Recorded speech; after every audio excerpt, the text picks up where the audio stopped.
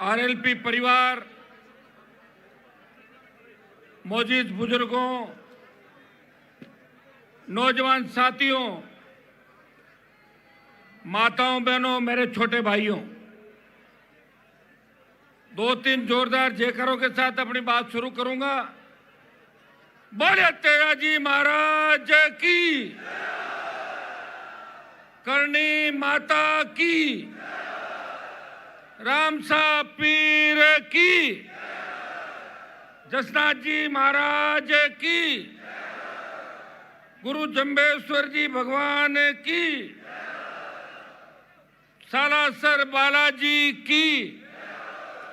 एक नारा लगाऊंगा, जय जवान जय किसान, और दूसरा राष्ट्रीय लोकतांत्रिक पार्टी जिंदाबाद। जय जवान, राष्ट्रीय लोकतांत्रिक पार्टी आरएलपी। आप सबको जो पिछले 8-10 घंटे से लगातार पूरे देश के अंदर ये संदेश दे रहे हो,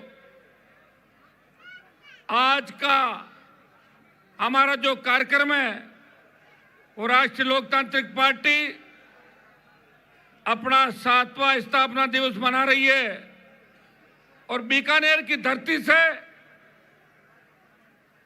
जहां मैं चूरू, हनुमानगढ़, गंगानगर और बीकानेर के अंदर प्रेस के माध्यम से आपको आमंत्रित करने के लिए गया था।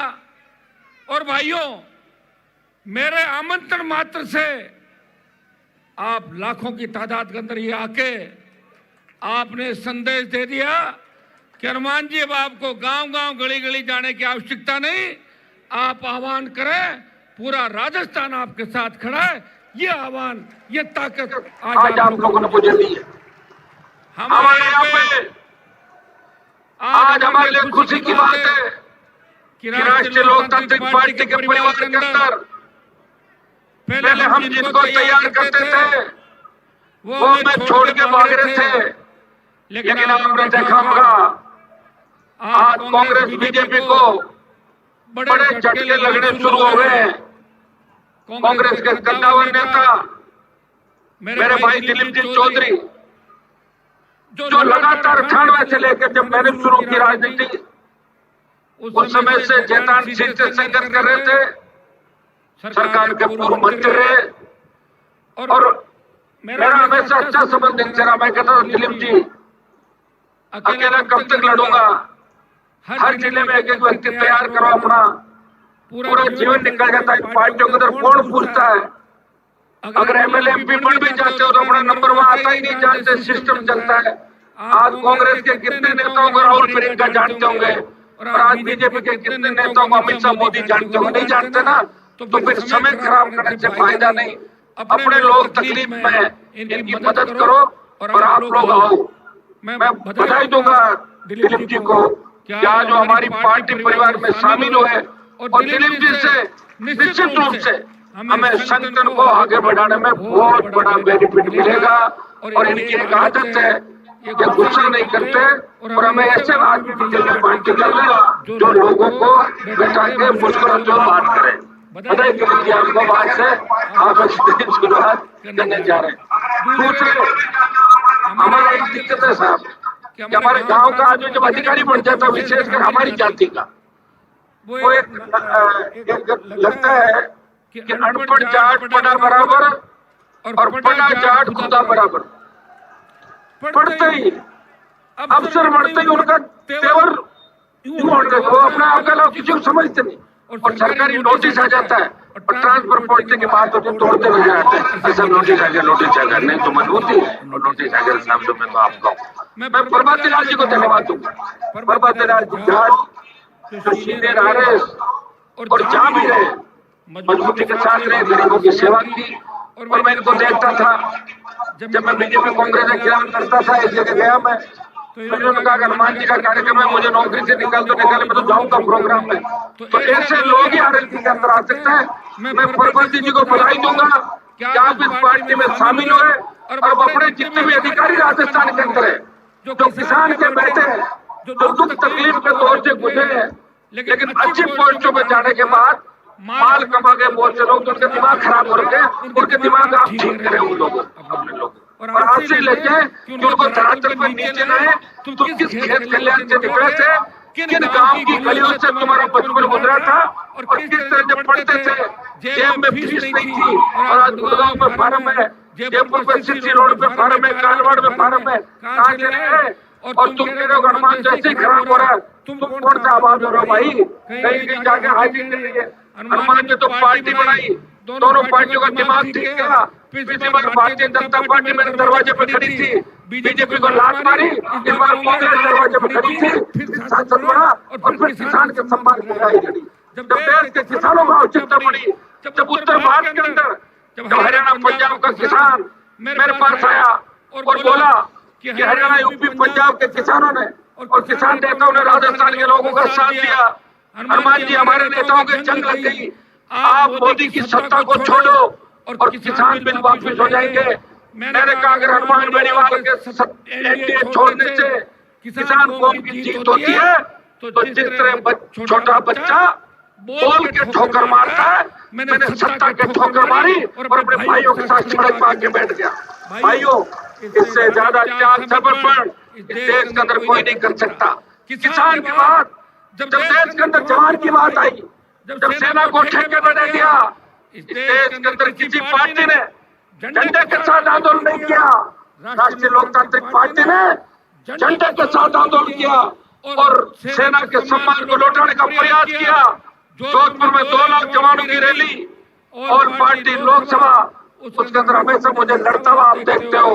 हर मुद्दे पे बोलता हूँ कि अग्निवीर को समाप्त करो, दिल्ली को घेर लेंगे, और ये हमारे संघर्ष और हमारे जो हुकार है उसका एक परिणाम है कि जब अग्निवीर आया था तो 25% को रख के 75 वापस भेजने की बात थी।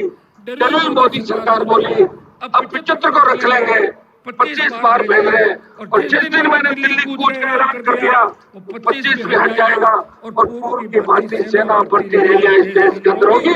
ये मैं आपको विश्वास दिलाता हूँ।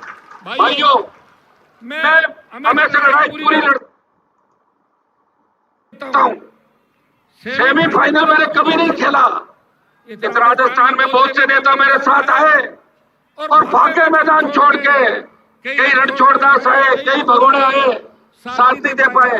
लेकिन हनुमान बेनीवाल पिछले 25 साल से पूरी जवानी सत्ता को ठोकर मार के किसान कौम के लिए खड़ा है। अगर किसान की तरफ उंगली भी उठती है, चाहे किसान की जाति कुछ भी हो, जो खेती करता है वो किसान है। लोग लाख मेरे पे जातिवाद का आरोप लगाए, लेकिन कपासल में जब सूरज माली को न्याय दिलाने की बात आई तो अशोक गहलोत न्याय नहीं दिला पाए। हनुमान बेनीवाल और उसकी सेना गई और सूरज माली को 2 दिन बाद न्याय दिला के आई। इस प्रदेश के अंदर, इस देश के अंदर जब भी मेरी आवश्यकता पड़ी सबसे आगे खड़ा होकर बोला। लोकसभा के अंदर लोग जब अमित शाह मोदी को देखते हैं तो कहते हैं कि हमारा भाषण बाद में करोड़ा जब दोनों निकल जाए यहाँ से, इनके सामने भाषण नहीं दे पाएंगे। भाइयों, मैंने प्रयास किया उनके सामने अपनी बात रखूं। राजस्थान के तमाम लंबित मुद्दे इस संभाग में हनुमानगढ़ गंगानगर का इलाका आता है, चूरू का इलाका आता है। चूरू के नेताओं ने हमेशा वोट लिया, सिंचित क्षेत्र बनाएंगे, चौधरी कुंभाराम लिफ्ट परियोजना के नाम से, सावक परियोजना के नाम से, इंदिरा गांधी नहर का पूरा पानी हनुमानगढ़ गंगानगर को दिलाएंगे। जो पानी पीने का हमारा आ रहा है उससे 10 करोड़ लोगों को, जो पानी पाकिस्तान जा रहा है उसकी बात कही और हम आगे लाएंगे। लेकिन हुआ कुछ भी नहीं। डाक के 3 बार 70 साल हो गई, एक बार कांग्रेस और एक बार बीजेपी। आप गुस्सा करते हो, अब गुस्सा आपने कर लिया कि भजनलाल को हटाएंगे, वो तो वैसे लड़ जाएगा, लेकिन कांग्रेस को लाएंगे। अपना क्या फायदा? 50 साल कांग्रेस रही, 20-25 साल बीजेपी रहेगी। ये नारा तो कि भारतीय जनता पार्टी को हटाएंगे और कांग्रेस को नहीं लाएंगे, राष्ट्रीय लोकतांत्रिक पार्टी को लाएंगे, तब जाके राजस्थान का भला होगा। भाइयों, मैं आपको विश्वास दिलाता हूँ कि मुझे न तो कोई सत्ता अपनी तरफ मोड़ सकती और न मेरे को ऋण तय कर सकता। अगर मैं कमजोर होता और दूसरे मामलों में होता तो अभी तक अमित शाह और मोदी की ईडीसी में मेरे घर की ओर आ जाती। क्योंकि बिल जमा नहीं कराया, वो तो हर कोई नहीं कराता। सेटलमेंट की स्कीम सरकार सुने भाई, सेटलमेंट की स्कीम सरकार की स्कीम होती, अधिकारियों के दुनिया भर के सरकारी दफ्तरों के बिल बाकी होते हैं, लेकिन मेरे से तो पैसे भी ले लिए, मेरा कनेक्शन काट दिया। जब मैं घर पे नहीं था, चोरी छुपे कनेक्शन काटा, मैं हाई कोर्ट गया, हाई कोर्ट ने अच्छा फैसला नहीं दिया, मुझे फैसला पसंद नहीं आया। मैंने कहा 1 रुपया नहीं दूंगा, बिना रुपये बिजली चुराऊंगा। सुनिए, मेरे डबल बेंच गया और डबल बेंच में फैसला ये कराया कि हनुमान बेनीवाल के 2 लाख रुपए जमा माने जाए और 4 लाख बैंक गारंटी के रूप में रखे। अभी देने नहीं है, सेटलमेंट में मीटर चेक होगा, उसके बाद क्या होगा कि बिल सही है या गलत। देखिए लड़ाई लड़ी, हाँ ये सही है कि जेनरेटर और हाई कोर्ट के अंदर वकीलों की फीस और जेनरेटर का हिसाब करूं तो जितना बिल था उतना पैसा लग गया मेरा, लगी गया। और क्या जेनरेटर चला 3 महीने, जेनरेटर कितना तेल खाता है, 24 घंटे में जोड़ लो 3 लीटर प्रति घंटा जोड़ो, हो गया ना। लेकिन मेरी आदत है कि लड़ता फाइनल लड़ाई हूं। वसुंधरा के खिलाफ लड़ा था, तब लोगों ने कहा था हनुमान जी वसुंधरा आपको कुचल देगी, जेल में डाल देगी। मैंने कहा तेजा जी का भक्त हूं, इसको 7 समंदर पार ललित मोदी के पास भेज दूंगा। और वसुंधरा को 7 समंदर पार उसी जगह भेज दिया जहां उनके दोस्त ललित मोदी भाग गए थे यहाँ से चुप, ठीक है। और अब भजनलाल की बारी है। भजनलाल तो पनौती है राजस्थान के लिए। जब से ये आया है अग्नि देवता बहुत नाराज हो गए राजस्थान। हर जगह आग, विस्फोट और लोग नहीं बात 2 दिन। ये तो मीडिया का धन्यवाद दूंगा, आप लोग समय समय में दिखा रहे हैं। कल जो घटना हुई बसवाड़ी वो आप लोगों ने दिखाई, वहां सारा नेशनल मीडिया पहुंच गया था। अगर मीडिया नहीं दिखाए तो सोशल मीडिया पर तो अपना परिचय तैयार है, लेकिन मीडिया की बहुत बड़ी ताकत देश के अंदर, क्योंकि देश के अंदर जहां भी तीसरी ताकतें खड़ी हुई, मुझे याद है दिल्ली में आप पार्टी का 9 हज़ार का आंदोलन, मीडिया ने ही उस आंदोलन को हवा दी और केजरीवाल दिल्ली के सीएम बने। दूसरा जहां जहां स्टेट आप देख रहे यूपी बिहार से लेके दलित की बेटी मायावती बनी, श्रीकांत सर से माया, मीडिया ने साथ दिया। मुलायम सिंह यादव बने, मीडिया ने साथ दिया। अगर राजस्थान में मीडिया ये तय कर ले कि हमें इस राजस्थान को परेशानी से मुक्त करना है, मैं विश्वास दिलाता हूँ कि आरएलपी की ऐसी सुनामी राजस्थान के अंदर चलेगी जिसका अंदाज किसी को नहीं होगा। ये मैं मीडिया के चौथे स्तंभ को आह्वान करता हूँ कि आप भी लोग, आप भी मेरे साथ उठ खड़े हो जाइए, नहीं तो ऐसा इंतजार नहीं करें जिस तरह राजस्थान में अपराध सर चढ़ के बोल रहा है। व्यापारी सुरक्षित नहीं बताया, हनुमानगढ़ गंगानगर का बोला 50 लाख की फिरौती कल मांगी, 1 करोड़ की मांगी, एक जगह बोला मैं से 20 लाख की मांगी तो मैंने 15 में पुलिस वालों को कहा सौदा सेट कराओ, फिर पुलिस वाले पीछे पड़े एसपी वगैरह और 10 लाख को सौदा सेट करा दिया। पुलिस का भी धंधा बढ़ गया, उनका भी बिजनेस हो जाता है। 15 मांगी, 15 में सौदा सेट कराया, 5 खुद खा गए और 10 धंधा पुलिस का राजस्थान का। अरे जो भजनलाल की लिस्ट देखो आप, डीजी भले हो सकते हैं, मैं तो पहली बार काम करेगा डीजी से, लेकिन डीजी के आसपास जितने भी माफिया को पनपने वाले अधिकारी थे सबको पैरेलल पुलिस मुख्यालय के बराबर DG, SOG, DG, anti terrorist DG 3-4 उसके अंदर हो रखे हैं। और वही एसीपी में सेम परिवार को पूरा एसीपी और एक डीजी अलग हो गया। तो भैया फिर पीएसपी वाले क्या करेंगे मुझे बताओ, पीएसपी क्या करेंगे? लेकिन ये जो शुरुआत कर रहे हैं ये ठीक नहीं है। और क्राइम का ऐसे व्यक्ति को लगा, मुझे याद है वो दिन जब भारतीय जनता पार्टी के लोग सचिन पायलट मानेसर गए थे गहलोत को हटाने, और मैंने कहा था कि पायलट को सीएम बनाओ, 3 विधायक में दे रहा था। जब दूसरा एपिसोड हुआ तो सचिन पायलट जब मानेसर में जूझ रहे थे तो मेरे 3 विधायक भारतीय जनता पार्टी के बेहतर विधायकों के साथ थे और पायलट को सीएम बनाना चाहते थे। तब इन अधिकारियों ने हमारे फोन टेप किए, तब दिल्ली के नेताओं ने कहा था कि हमारा वक्त आने दो, इनको रगड़ के रख देंगे।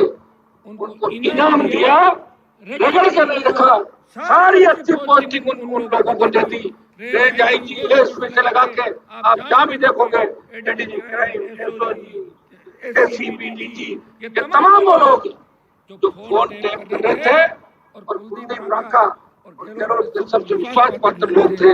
आप ये बताएं, पहले मैं कहता था गहलोत वसुंधरा मिले हुए, अब अशोक गहलोत के जो बयान में पढ़ रहा हूँ, अशोक गहलोत कहते हैं कि पंडित भजनलाल जी मुझे सूट करते हैं, यही रहना चाहिए ताकि मैं सीएम बन जाऊं।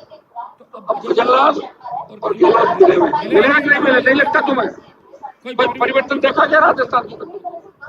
भाइयों, जिस मुख्यमंत्री को हो सकता है जवान से चल जाती है आदमी, बोलते बोलते भूल भी जाता है, लेकिन भजनलाल जी तो दिन में 100 बार बोलते हैं और 90 बार भूल जाते हैं। और भजनलाल जी के लिए एक खासियत है, मुझे कोई बता रहा था, खैर मैं उन पर नहीं जाना चाहता क्यों क्या खाना खाते हैं क्या पीते हैं, मुझे क्या लड़ना कौन क्या खाना पी रहा है, लेकिन कहते हैं कि कान्हा के समोसे वो 15-20 रोज के खा जाते हैं। ऐसे लोग कहते हैं कि हर 2 घंटे में समोसा आता है, 2 समोसा आते हैं, किसी को नहीं खिलाते, 2 समोसे खाते हैं, फिर हंसते हैं, फिर कहते हैं समोसा अच्छा था, फिर 2 घंटे बाद फिर समोसा आते हैं।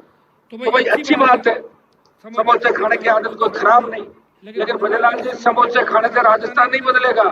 कहीं ऐसा नहीं हो कि बिहार के चुनाव हो और आपको सीएम ऑफिस में उचित थड़ी पर समोसे खाने पड़े, जो एक समय के अंदर वो थड़ी आपकी हुआ करती थी जहाँ बैठा करते थे पार्टी डालने के बाद सब जानते हैं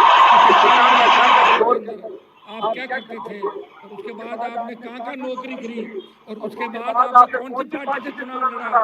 तो भारतीय जनता पार्टी को क्या सीट दिया और आप पार्टी के नेताओं को खुश करने के लिए प्रदेश के नेताओं को देने के लिए क्या क्या उनकी सेवा करते थे?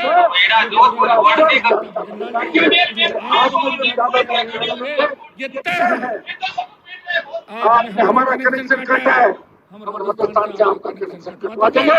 ये बीकानेर की पार्टी मैं शपथ लेके जा रहा हूँ, भजन लग रहा तो कुंभ के मेले में गए, वहाँ त्रासदी होगी जहाँ जाए। मैंने उस समय ट्वीट किया था, तब लोग कह रहे थे यार हनुमान जी तो ऐसे ही कह रहे हैं, मीडिया के लोग भी कह रहे थे, आपने क्या सोशल मीडिया में डाल दिया, जहाँ जहाँ पाँव पड़े भजन के ताता बनता जा रही है, मैंने लिखा। और कुंभ में दूसरे दिन बड़ी पलटन रेलवे स्टेशन पे और जगहों पे, अरे भैया क्या हो गया, और इनको खुद को धमकी दे रहे थे, 5 घंटे हेलीकॉप्टर पढ़ते पढ़ते बचा है, देखा आपने? तो ये पता नहीं कौन से मुहूर्त में शपथ ली और इनके भाग्य में क्या लिखा है, जो इनके भाग्य में लिखा है उसकी सजा राजस्थान क्यों भुगते हैं? क्या चाहते हो?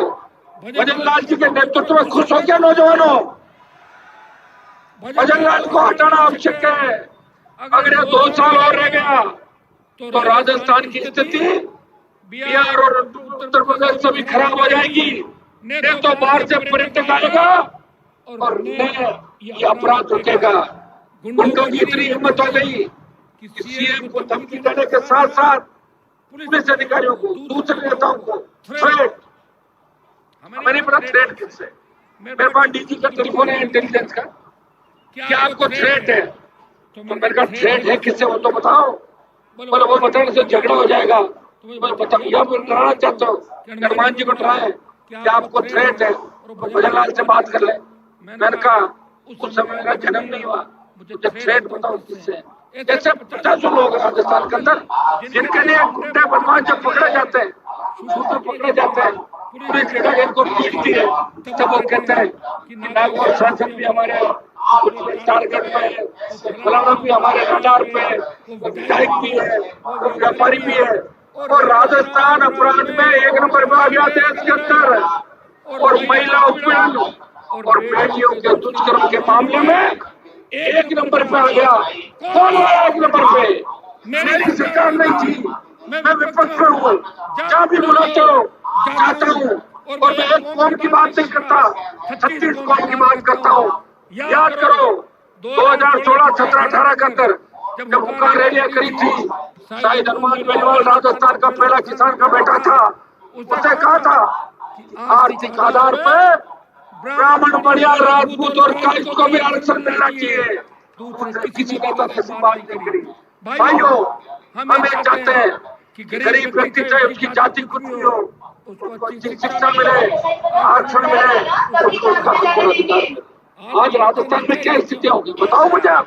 गपले, घोटाले, लूट, खसोट, ऐसा। एक मिनट बैठो सब लोग, एक मिनट बैठ जाओ सर, नीचे बैठो एक बार। क्या शपथ लोगे क्या जाके घर पर? भाइयों, आरपीएससी और एसआई भर्ती इस पर आ जाओ। बीजेपी ने कहा हमारी सरकार आई पेपर लीक माफिया को पाताल से निकाल लिया। ये प्रधानमंत्री ने कहा, अमित शाह ने कहा, जेपी नड्डा ने कहा, लेकिन बदल गए सारे सारे। और 127 दिन तो सड़क पर बैठ कर लड़ रहा था। जैसे जयपुर में 2 लाख जवानों की रैली करके संदेश दिया आरोप दिल्ली की तरफ, और 127 दिन बाद राजस्थान उच्च न्यायालय का फैसला हमारे पक्ष में आया और फर्जी थानेदारों की भर्ती रद्द हो गई और आरपीएससी पुनर्गठन के आदेश हो गए। तब भजनलाल ने कहा कि मंत्री ने कहा कि क्रेडिट अनुमान में निकालने जा रहा है, तो मंत्री आए वैसे लड़ने लग गए और हमने रद्द कराई और हम अब इसकी अपील नहीं करेंगे, भर्ती को रद्द मान लिया जाए। भजनलाल ने भर्ती रद्द कराई, हमने एसआईटी बनाई, एसओजी को दी। और जब सुप्रीम कोर्ट के अंदर बच्चे दीदी ने यह कहा कि भर्ती रद्द नहीं होनी चाहिए, तो बच्चे सुप्रीम कोर्ट गए और सुप्रीम कोर्ट के अंदर भजनलाल सरकार जाके बोली साहब भर्ती रद्द होनी चाहिए। आप बताइए कितना बड़ा दोगलापन, कथनी और करने के अंदर इतना अंतर। ये राजस्थान राम भरोसे है। मैं पहले वसुंधरा के राज को पोपाबाई का राज कहता था, लेकिन मुझे लगता है वो 98% पोपाबाई का राज था। ये असली पोपाबाई का राज भजनलाल का राज पोपाबाई का राज है। पोपाबाई के राज के अंदर क्या था? पोपाबाई का राज लोगों को पूछो, पोपाबाई के राज में ये था, पोपाबाई दारू पी के सो जाती थी 8-7 बजे और लोग रोते रहते थे राजस्थान। भजनलाल साहब तो नहीं पीता होगा, वो तो कमी वसुंधरा जी ने पूरी कर ली थी, हमने दिया था। लेकिन ये समझ से खाते 10 समझ से खाता नहीं जाती है। 7 बजे टारगेट और रडार पे समोसा, इनके रडार पे समोसा और कुछ भी नहीं राजस्थान के अंदर। तो भाइयों, ऐसे व्यक्ति से राजस्थान की सुरक्षा की अपेक्षा नहीं की जा सकती। बीकानेर के अंदर पार्टी का स्थापना दिवस है और हम कोई जन आंदोलन नहीं कर रहे हैं, लेकिन अगली रैली मेवाड़ की धरती पे होगी। उस रैली में लाखों लोग इस मेवाड़ को मजबूती देने के लिए वहां माफिया, खनिज माफिया, रेत माफिया और वो जो बाहर की कंपनियां आई है लोगों को रोजगार नहीं दे रही है और वहां के नेता उनके मुनीम बन गए। मेवाड़ की धरती से ऐसा जलजला उठेगा कि कांग्रेस और भारतीय जनता पार्टी के नेताओं के पसीने आ जाएंगे, उनके छक्के छुड़ा देंगे राजस्थान के नौजवान। भाइयों, जिधर नौजवान चलता है उधर जमाना चलता है। राजस्थान के नौजवानों ने ठान लिया कि हनुमान बेनीवाल के साथ चलना है, जिसने 25 साल अपने जिंदगी के हमारे लिए खत्म किए। जो चाहता तो बार बार मंत्री बनता, जो चाहता तो सुख सुविधाएं भोग सकता था, लेकिन वो ये चाहता है कि दलित की बेटियां एमएलए बने, एमपी बने, चेयरमैन बने, प्रधान बने और गुड्डी मेघवाल जैसी बेटी जो नरेगा में मजदूरी करती थी। हमारे 5 जीते थे चामू में, 5 बीजेपी के थे, 5 कांग्रेस के, 15 थे पूरे। बीजेपी के लोगों को मेरी जरूरत थी। मैंने कहा बावड़ी और चामू में मुझे आदमी दो, मैं तुम्हें बिलाड़ा और दूसरी जगह आदमी देता हूँ। समझौता हो गया, गुड्डी प्रधान बन गई। नरेगा में मैं तो गुड्डी को बहुत आगे ले जाना चाहता हूँ, लेकिन वो चामू का शेरगढ़ का इलाका आप जानते हो कैसा इलाका है, वहाँ तो अब जाके थोड़ी आज़ादी लोगों को मिली है। पहले तो ढंग के जूते भी नहीं पहनने देते थे, पैरों के अंदर पकड़ लेते थे, कहाँ से लाया जूता बता, ये स्थिति थी। ठीक किया मैंने राजस्थान के अंदर हर वर्ग, हर जाति के लिए काम किया और व्यवस्था को ठीक करने का प्रयास किया। पहले हेड कांस्टेबल ज्ञापन लेने नहीं आते थे, कमिश्नर डीजी जब चाहे बुलाए, जब चाहे आईजी बुलाए, और कभी भी बड़े से बड़े कार्यक्रम के अंदर लॉ एंड ऑर्डर बिगाड़ने का प्रयास नहीं किया। ये मैं नहीं चाहता कि थोती लोकप्रियता के लिए मैं कूद जाऊं। मुझे एक बीजेपी का आंदोलन याद है जहाँ राजेंद्र राठौड़, सतीश पूनिया ये लोग थे और ये कह रहे थे कैमरा वालों को कि हमारी फोटो खींचो। हम बैरिकेड पे हैं। अरे देखो तो देखो, हमें पकड़ लिया, मैं जाली में हूँ, बोले साहब दिख नहीं रहे हो। अरे नजदीक से देखो, मैं ही तू, मेरी जल्दी खींचो, अखबार में देनी फोटो, नहीं तो लोग कहेंगे कि राठौड़ साहब और पूनिया जी जेल में नहीं गए। तो हम फोटो छपनी चाहिए, क्योंकि लोगों की आदत है 5 साल बाद आप भूल जाते हो बात को। नई बात 9 दिन। ये जो जैसलमेर बस दुकान टिका हुई, भूल गए आप लोग। उससे पहले जो बुंगरा की हुई, अब हो गई, इसको भूलोगे। देखो यार वो गई पुरानी। और लड़ते भी किसके लिए हो? मुआवजा दो। लड़ाई लड़ते हो, 3 दिन में थक जाते हो। साहब थक गए, बॉडी ले जा रहे हैं, अब फिर भी लड़ रहे हैं आपके लिए। समझ गए आप? अभी कुचामन के अंदर तो रमेश रुलाने का मामला हुआ, मंत्री थाने पे बैठ गए, जाके हॉस्पिटल में बैठ गए। हनुमान जी कांड से पहले सेटलमेंट करो। भजनलाल कह रहा है कि हनुमान वहाँ नहीं आना चाहिए। क्या राजस्थान भजनलाल का क्या पूरा? ये सड़कें उसकी थोड़ी है।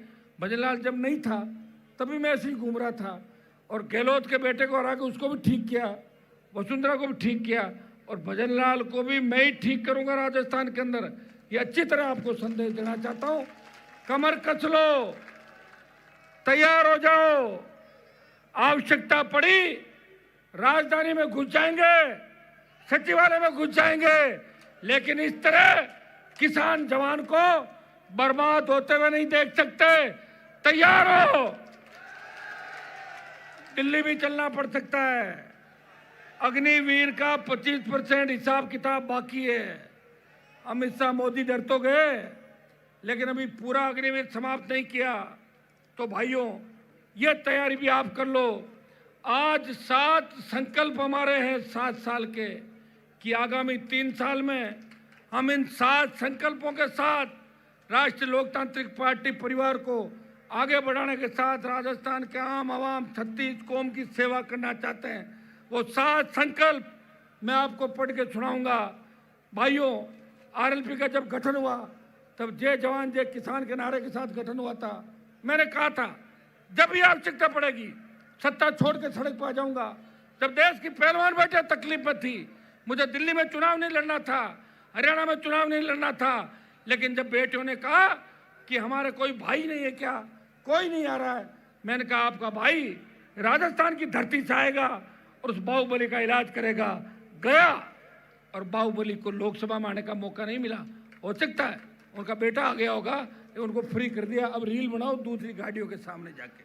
भाइयों, जो भी काम हाथ में लिया, प्रयास यही किया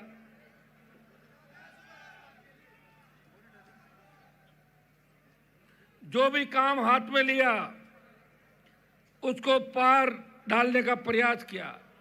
जब केरली के अंदर दीपाराम जी बैठे केरली वाले सरपंच साहब, जब केरली में हमारी 3 बच्चियां होद में गिर गई थी, मैं 3-4 दिन तक बीकानेर के अंदर आंदोलन कर रहा था। सरकार के साथ वार्ता हुई। अगर उस दिन सरकार चेत जाती और राजस्थान के सारे स्कूलों के भवन चेक करती तो झालावाड़ के अंदर इस तरह 7 बच्चे मौत के मुंह में नहीं जाते, जिनमें 6 ट्राइबल के थे, 1 ओबीसी का बच्चा था। शर्म आनी चाहिए सरकार को। पूर्व मुख्यमंत्री वसुंधरा वहां से आती है, और वो कोटा का इलाका जहां से हमारा अध्यक्ष जी भी है लोकसभा के, और सबसे ज्यादा कोटा अंचल ने बीजेपी को सपोर्ट किया। भारतीय जनता पार्टी की अगर ताकत है वो कोटा डिवीजन और मेवाड़ है। बाकी तो लोग डेपुटेशन में जाते हैं, एक बार इधर आते हैं और एक बार उधर आते हैं। लेकिन झालावाड़ के उन बच्चों को न्याय नहीं मिला। लोकसभा में भी उस बात को उठाया तो कांग्रेस के 8 सांसदों ने बात नहीं उठाई। हनुमान बेनीवाल ने डूंगरपुर बांसवाड़ा के सांसद और नगीना के सांसद को साथ लेके बेल में घुसा, नारेबाजी की, लोकसभा को स्थगित कराया और मोदी को संदेश दिया उन बच्चों के परिवारों को न्याय मिलना चाहिए। भाइयों, अगर आप अपने अधिकारों के लिए नहीं लड़ोगे, कौन लड़ेगा बताओ मुझे? हर गांव में चले जाओ, आपकी एलटी लाइन, 11 केवी की लाइन, सारे तार नीचे, कभी भी हादसा हो सकता है। बारातें निकलती है, हमें घोड़ी पर बैठा कर आप जुलूस निकाल तो डर लगता है कि जल्दी चलो, कोई तार छू लेगा, पड़ जाएगा। जिस तरह के भवन, जिस तरह के कार्यालय, जिस तरह के हालात, या आपके प्रदेश के अंदर बताओ खाद की कितनी बड़ी किल्लत रही। मैं कृषि मंत्री जी को पूछना चाहता हूं, बड़े छापे मारे आपने बीकानेर, हनुमानगढ़, गंगानगर के अंदर, कितने लोगों को जेल में डाल दिया। बताओ, आपके चक्कर में लोग ये समझ नहीं पाए नकली खाद कौन सा, असली खाद कौन सा। किसानों ने खाद ही नहीं डाला। और अब एमएसपी खरीद की क्या स्थिति है, बंद कर दिया आपने, नहीं खरीद रहे हो। 25 क्विंटल का राइडर हटा के 40 क्विंटल किया। न मूंग खरीद रहे हो, न मूंगफली खरीद रहे हो। मूंगफली खरीद का बड़ा घोटाला इस बीकानेर जिले के अंदर हुआ। खेत का मालिक कोई, टोकन कहीं का, और पैसा कहीं जा रहा मूंगफली खरीद के अंदर। करोड़ों अरबों रुपए का घोटाला हुआ। फसल बीमा जो हम करवाते हैं, प्रीमियम ले लेती है कंपनियां और वापस क्लेम नहीं देती। क्लेम के लिए किसान को सड़कों पर बैठना पड़ता है। और जिस तरह हमारे नेता बड़ी कंपनियों के मुनीम बन गए, हमारी जमीनें जा रही है, कई एक्सप्रेसवे निकल रहा है, कई रेलवे लाइन निकल रही है, कई सोलर प्लांट आ रहे हैं, खेजड़ियां काटी जा रही है, पर्यावरण का सत्यानाश हो रहा है। एमएलए एमपी 2 दिन बोलते हैं और तीसरे दिन उन कंपनी वालों के साथ मिलके और कोई गाड़ी खरीद लेते हैं या गाड़ी गिफ्ट ले लेते हैं। ये हालात राजस्थान के है। भाइयों, अभी समय उठ खड़े हो जाओ। दिल्ली के अंदर जब यूपी बिहार के सांसद मुझसे पूछते हैं, हनुमान जी हमारे यहाँ तो फर्जी डिग्री बंद हो गई, आपके वहाँ डिग्रियाँ मिल रही है, हमारा एक बच्चा पास नहीं हो रहा है, उसको डिग्री दिला दो या नौकरी दिला दो। कितना बड़ा अपमान राजस्थान का हो रहा है। कौन इस राजस्थान के अपमान का बदला लेगा? कौन इस राजस्थान के माथे पे जो महिला उत्पीड़न अपराध का कलंक लगा है, कौन इसका बदला लेगा? मुझे लग रहा है लोगों का खून पानी हो गया, नेताओं का खून पानी हो गया। सिवाय एमएलए, मंत्री और सेठों की गुलामी और कंपनियों में कारोबार, आपकी जमीनें चली जाएगी। पंजाब में डीएलसी और राजस्थान के अंदर डीएलसी का कितना अंतर है।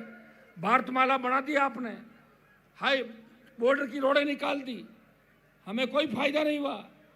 हमारी जमीनें चली गई, बर्बाद हो गए, लोगों को लाख रुपए बीघा के भी नहीं मिले। कौन सुनवाई करेगा? मैं आपको विश्वास दिलाता हूं कि हनुमान बेनीवाल अंतिम दम तक, जहां इस राजस्थान के किसान जवान का पसीना बहेगा, वहां खून दे के भी उसके पसीने की कीमत चुकाएगा। यह मैं विश्वास आपको दिलाता हूं। भाइयों, मैं धन्यवाद दूंगा मेरे दोनों पूर्व विधायक, खींवसर के पूर्व विधायक छोटे भाई नारायण, मेड़ता की पूर्व विधायक इंदिरा बावरी, जो तीनों विधानसभा के अंदर भोपालगढ़ वाले चले गए थे, तीनों विधानसभा में लड़ते थे, अभी पूरी ताकत के साथ लड़े हुए। हमारे प्रधान बावड़ी के भाई राजू राम, गुड्डी देवी और सरवण, जो नागौर के हमारे प्रधान हैं, सरवण मेघवाल, इनका भाषण रह गया था, अगली रैली में करवा देंगे। रैलियाँ ही करनी है अपने को 3 साल। और उप प्रधान संपत बिलाड़ा से, राम सिंह बागड़िया खींवसर से, खड़ा हो भाई राम सिंह की तो फाइटिंग करते हुए फोटो आई होगी, देखा आपने? हाँ, ये अच्छा फाइटर है राम सिंह। और लक्ष्मण जी हो गए हमारे उप प्रधान चामू से। और सुभाष कंदोई हमारी म्यूनसिपलिटी का चेयरमैन है राजस्थान में एकमात्र।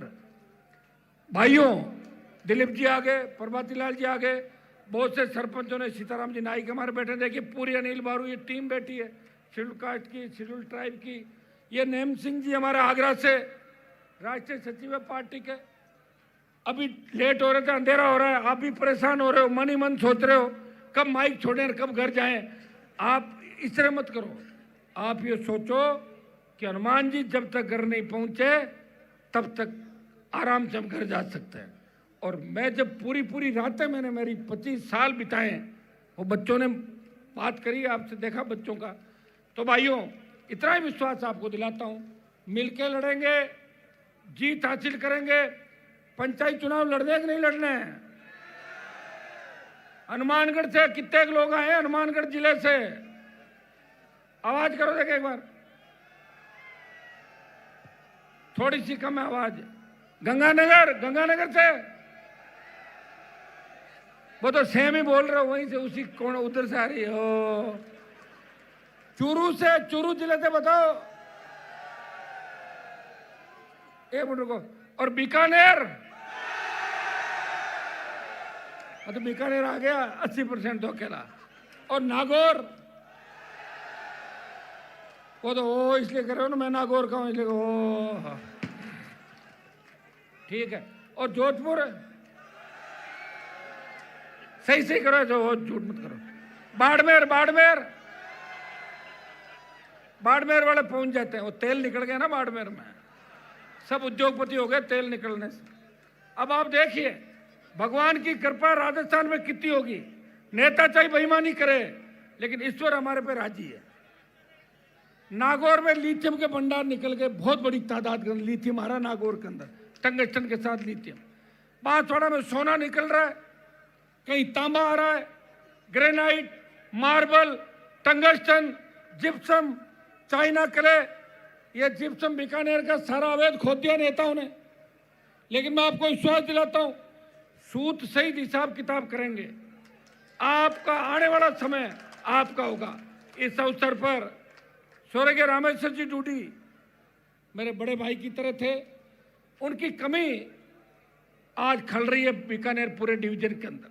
काश वो होते तो निश्चित रूप से कांग्रेस पार्टी के अंदर उनकी अच्छी पकड़ हो गई थी दिल्ली तक, लेकिन ईश्वर की करने के आगे किसी की नहीं चलती। तो रामेश्वर जी की कमी पूरी डिवीजन नहीं कर पाएगा। आपको विश्वास दिला सकते हैं कि हम पहले भी यहाँ रैलियां करते थे। कई लोग ये कह रहे थे पत्रकार कि आपने बीकानेर को क्यों चुना, बीकानेर में तो हमेशा ही मैं लड़ता था, सबसे ज्यादा आंदोलन मेरी आरएलपी बीकानेर की टीम कर रही है। ये यहाँ के लिए मैं धन्यवाद दूंगा। बीकानेर की ऐतिहासिक रैली में बीकानेर से बीकानेर, हनुमानगढ़, गंगानगर, चूरू 4 जगह में गया था।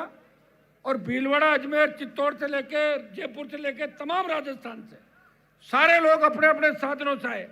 मेरे लिए तो आपने आराम कर दिया, मेरा 1 रुपया ही खर्च नहीं हो रहा है, खुद ही साधन ले लेकर आ जाते हो, ये बहुत बड़ी बात है। तो यही रैली अगर बीजेपी वाले करते तो 40 करोड़ का खर्चा होता बेचारों का, क्योंकि तुम्हें अच्छी गाड़ी भी चाहिए थी, नाश्ता भी चाहिए था, टोस्ट और पता नहीं बटर ब्रेड क्या क्या लगवा के करनी पड़ती। और एक गाड़ी में 8 लोग आते और यहाँ तो एक गाड़ी में 100 आते हो आप पूरे पूरे, ठीक है। और कांग्रेस वाले करते हैं, उनके पास तो अब बचा नहीं, लेकिन नहीं कर पाते, कुर्सियां लगा के जरूर रैली करते हैं। अब अंदाज लगाओ इस ग्राउंड में अगर अपन कुर्सियां लगाते तो कहां तक जाता है आगे। भर दिया आपने पूरा।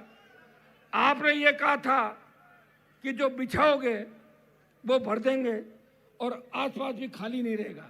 अब आप एक जगह बैठते हैं ना, आदत है, एक जगह बैठ के फोटो खिंचवा लो ना, तो अभी तो पूरा बीकानेर आज जाम हो गया। एक जने को मैंने फोन किया, तुम पहुंच गए?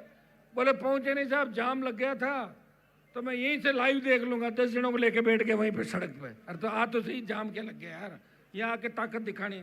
सोशल मीडिया का फायदा भी अपने को, फायदा तो ये है कि आज यहाँ बोल रहा हूँ, पूरा देश देख रहा है।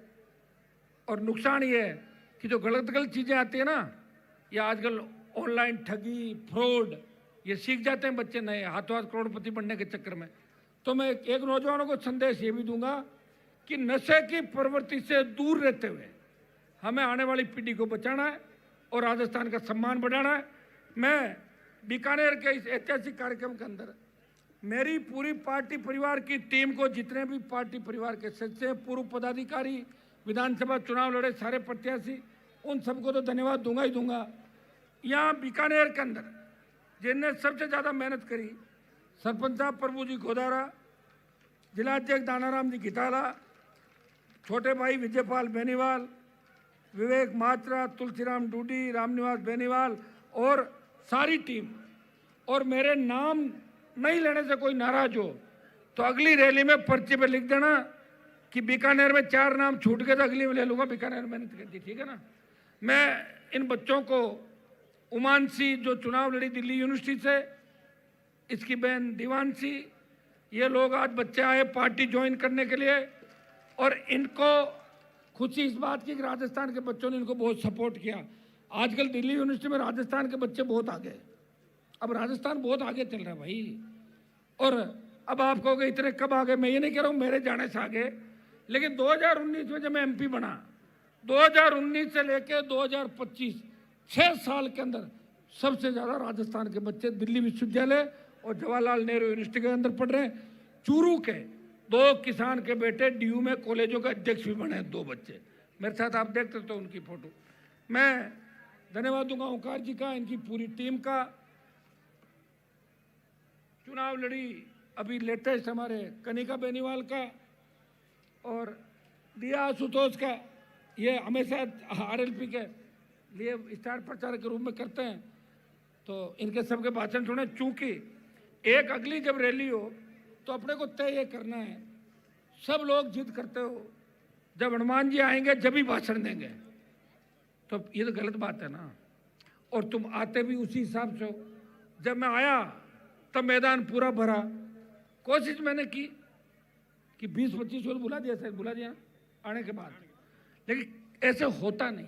इसलिए अब आइंदा से अपन ध्यान रखें। प्रेस के लोग भी परेशान हो जाते हैं कि सुबह से आके बैठे हैं, पूरा दिन हो गया। मेरी भी मजबूरी होती है जब तक आप नहीं बोलते, मुझे लगता है उस जिले से नहीं बोला। अभी झुंझुनू जिले की टीम कह रही थी और भी कुछ लोग कह रहे थे कि हमें भाषण देना है, तो मैं आपको आश्वस्त करता हूँ शेखावाटी फौजी साहब अगले में बोल देंगे। रैली फिर रैली है, आप चिंता मत करो। आप पहले 15-15 मिनट खींच लेना अगला आप, है ना। और यहाँ खड़े हो जाओ, आ जाओ मेरे पास, आ जाओ, आओ फौजी साहब आ जाओ, तो एक बार आ जाओ भाई विकास जी, आओ यहाँ। ये राजेंद्र फौजी हमारे जिलाध्यक्ष झुंझुनू के, मनदीप ने नया ज्वाइन किया है, विकास गिल है, डॉक्टर रामेश्वर जी जाखड़, इनके रीडी वाले, इनके भाषण अगली रैली में आपके करेंगे, आप चिंता नहीं करें। आज के लेट हो रहे हैं, अंधेरा हो रहा है और मीडिया वाले नाराज हो रहे हैं, इसलिए आपको धन्यवाद कि आपने इतना कोऑपरेट किया।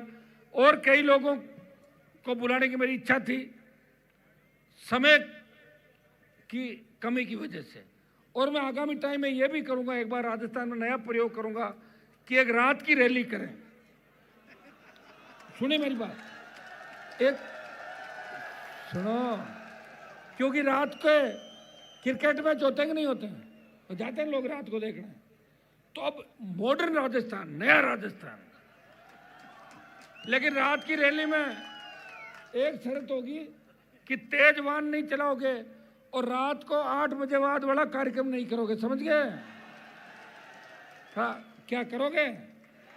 नहीं करना, नहीं करते हो, मुझे पता नहीं करते हो। अब मैं 7 संकल्प है मेरे, जो मैं पढ़ के आपको सुनाता हूं कि 7 साल के अंदर आरएलपी परिवार ने क्या खोया, क्या पाया। खोया तो हमने ये कि 3 विधायक एक सांसद में से 3 से 23 में एक रहे। जब किसानों के लिए सत्ता छोड़ी फिर भी समझ नहीं आई, 1 लाख वोट बढ़ा, 5 प्रधान, 1 म्युनिसिपलिटी का चेयरमैन, 3 से 0 पे आ गए। ये तो हमने खोया, लेकिन पाया ये कि देश में सबसे ज्यादा नौजवानों का प्यार मुझे मिला, ये पाया देश के अंदर। हमारा पहला संकल्प है, रुके भाई, अन्नदाता किसानों की उन्नति और आत्मनिर्भर कृषि तथा कर्ज माफी का संकल्प। किसान की मेहनत का उचित मूल्य और सुरक्षा सुनिश्चित करना, फसल बीमा, एमएसपी, सिंचाई, बिजली, खाद खरीद व्यवस्था, पारदर्शिता, किसान को सरकारी दयानी अधिकार मिले और किसान का संपूर्ण कर्जा माफ हो। यह पहला संकल्प हमारा, 3 साल इसी के लिए लड़ेंगे सड़क पे। दूसरा संकल्प, युवाओं को अवसर और रोजगार का संकल्प। राजस्थान के हर जिले में स्किल डेवलपमेंट, स्टार्टअप सेंटर, स्थानीय उद्योगों को बढ़ावा देना। जहाँ जहाँ फैक्ट्रियाँ आ रही है, कंपनियाँ आ रही है, 90% रोजगार स्थानीय लोगों को दो, ये कानून बने। सरकारी नौकरियों में पारदर्शिता, पेपर लीक से मुक्ति और युवा की योग्यता का सम्मान सुनिश्चित करना, हर परिवार के सदस्य को रोजगार, ये हमारा दूसरा संकल्प है। तीसरा संकल्प, शिक्षा और स्वास्थ्य सुधार का संकल्प। सरकारी स्कूलों और कॉलेजों को आधुनिक तकनीक से सशक्त बनाना, हर नागरिक के लिए सस्ती व सुलभ स्वास्थ्य सुविधाएं सुनिश्चित करना, पढ़ा लिखा और स्वस्थ राजस्थान, यही लक्ष्य रहेगा। सरकारी स्कूल में पढ़ने वाले बच्चों के स्वास्थ्य की जांच, आज 40% बच्चों की आंखें खराब हो रही है, कईयों की ज़्यादा खराब हो रही है, कईयों की कम है। तो अगर खराब है उनको ठीक कराया जाए, चश्मों की आवश्यकता है तो अच्छे स्टैंडर्ड के चश्मे बच्चों में वितरित किए जाए। जब वो देख ही नहीं पाएगा तो आगे कैसे बढ़ेगा। ये हमारा तीसरा संकल्प है। चौथा संकल्प भ्रष्टाचार मुक्त और जवाबदेह शासन का संकल्प। रुके भाई एक मिनट, बीच में मत बोलो, सुनो एक मिनट। सरकार और प्रशासन में पारदर्शिता व जवाबदेही स्थापित करना, हर विभाग में ई गवर्नेंस लागू कर जनता को अधिकार आधारित सेवा दिलाना। राजस्थान की सरकार जनता की निगरानी में, यही सोच राजस्थान की जनता की निगरानी में यही सोच होगी।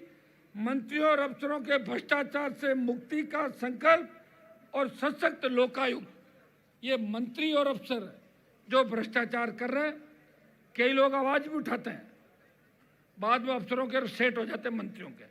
तो इसके लिए सशक्त लोकायुक्त राजस्थान के अंदर बने और लोकायुक्त की पुरानी जो रिपोर्ट है वो लागू की जाए। उसमें बहुत से मुख्यमंत्री और मंत्री निपट जाएंगे आपके। ये हमारा संकल्प है। ये हर आंदोलन के अंदर हम प्रयास करेंगे कि भ्रष्टाचार मुक्त राजस्थान हो। महिला सशक्तिकरण और सुरक्षा का संकल्प जो सबसे महत्वपूर्ण है। आज हमारी बेटियां सुरक्षित नहीं है। महिलाओं को सामाजिक, आर्थिक और राजनीतिक रूप से सशक्त बनाना, पंचायत से संसद तक महिलाओं की बराबर की भागीदारी सुनिश्चित करना, यौन हिंसा मुक्त राजस्थान के लिए महिला तस्करी, बलात्कार, हत्या और घरेलू हिंसा समेत दुष्कर्म के मामलों में नंबर 1 पे जो राजस्थान के माथे पे कलंक लगा है उसे मिटाना और महिलाओं को सशक्त करके उनका सम्मान और स्वाभिमान लौटाना। ये हमारा चौथा, पांचवा संकल्प है। छठा संकल्प सामाजिक न्याय और सभी समाजों को समान अवसर का संकल्प। प्रत्येक समाज के हर वर्ग को समान अवसर देंगे, चाहे वो दलित हो, अल्पसंख्यक हो, किसान हो या 36 कौम का समान सर्व समाज का व्यक्ति है, उसको समान अवसर मिलना चाहिए। ये हमारा छठा और सातवां संकल्प राजस्थान को अपराध व नशा मुक्त करने का संकल्प। भाइयों, राजस्थान में ऐसा कानून लाएंगे कि अपराधियों को एक निश्चित समय सीमा में कठोर सजा हो तथा नशे के कारोबार के खिलाफ कठोर कार्रवाई करके नशा उत्पादन करने वाले लोगों से लेके नशे का जो रैकेट है उसकी कमर कैसे तोड़ी जाए ये सुनिश्चित करें और प्रत्येक पकड़े जाने वाले व्यक्ति की जमानत नहीं हो यह भी सुनिश्चित करे सरकार। यह चाहे आम आदमी हो या खास, सभी खतरे में। गैंगस्टर राजस्थान में सक्रिय हैं, व्यापारियों से उगाही कर रहे हैं, नहीं देने पर हत्या। बढ़ता अपराध खत्म करना है। हमारी बहन बेटियां रात को 12 बजे निकले, मजा ले कोई सामने देख ले, ऐसी स्थिति हम राजस्थान के अंदर करेंगे। भाइयों, ये 7 संकल्प जो राजस्थान में ऐसी घटनाएं हो रही है, इनमें सुरक्षित राजस्थान का हम संकल्प लेते हैं। और इन 7 संकल्पों के साथ मैं राजस्थान के मेरे भाइयों को, सबको, जवानों, किसानों को आश्वस्त करना चाहता हूं कि हनुमान बेनीवाल आपके लिए आखिरी दम तक लड़ेगा, नए राजस्थान का निर्माण करेगा। कांग्रेस और भारतीय जनता पार्टी ने जिस तरह घपले घोटाले किए, जिस तरह बड़े मगरमच्छ पकड़ने की बात बीजेपी कर रही है, लेकिन लोग उनको मुंह पे ही मगरमच्छ कह रहे हैं, ये भारतीय जनता पार्टी के लोग कुछ नहीं कर रहे हैं। इसलिए एक सांपनाथ है, दूसरा नागनाथ है। मैंने तलवार ले रख के ये कहा था, ये कांग्रेस, ये भाजपा, दोनों को उखाड़ के फेंकना है और किसान और जवानों का राज राजस्थान के अंदर लाना है। बहुत बहुत आपको धन्यवाद। जय हिंद।